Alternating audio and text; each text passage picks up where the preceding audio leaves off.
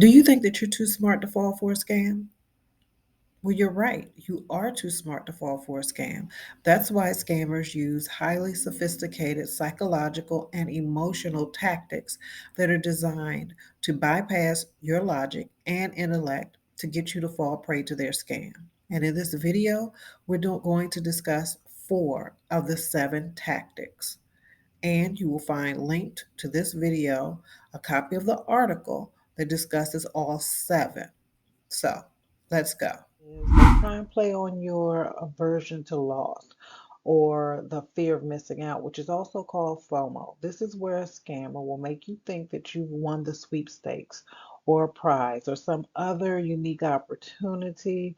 But in order to take advantage of this product or service, you have to act fast because this opportunity will dwindle if you don't act in an immediate way. And they will make you think that you have to pay a fee in order to participate in the sweepstakes that you've won or in order to obtain the prize, which is typically not true. When you win a prize or a sweepstakes, you don't have to pay anything because you're the winner. Another tactic that scammers frequently use is they try and make you feel anxious. They play on your sense of anxiety.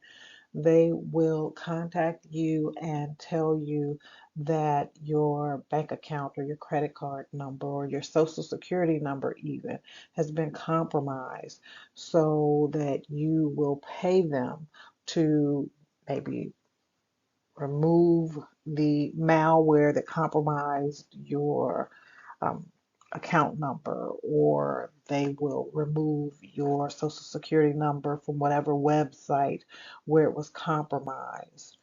And this is how they get you to pay a fee when you may have not been compromised at all. So they just play on that sense of anxiety and make you feel really anxious about future or what may happen to your benefits because you've been compromised in some kind of way.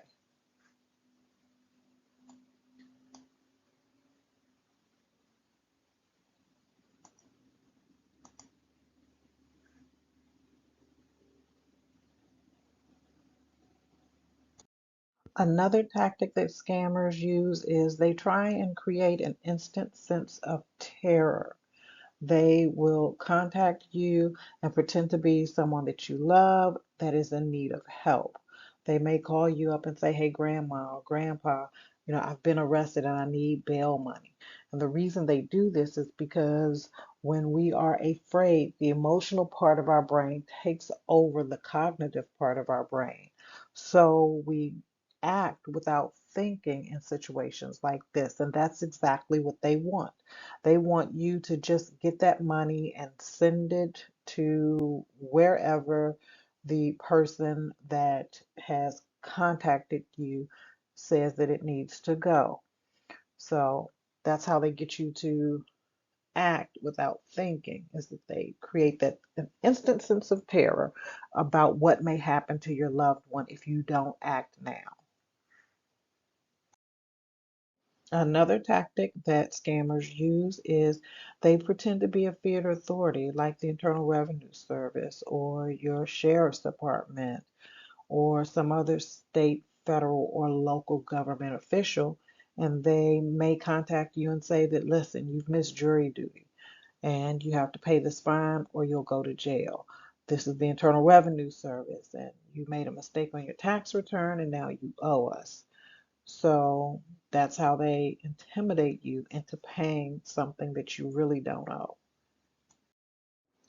Scammers also layer these tactics by using more than one tactic or by using the same tactic more than once. And let me give you an example. They may contact you and say, "This is the Internal Revenue Service." So, right there, that's an intimidation tactic.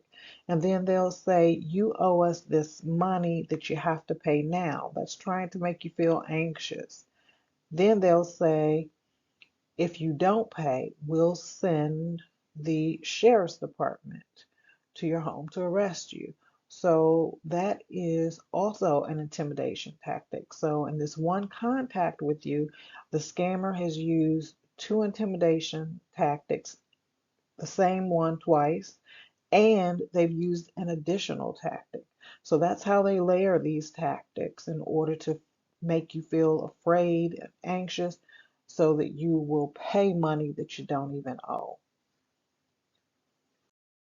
Now, you will find this information at aarp.org.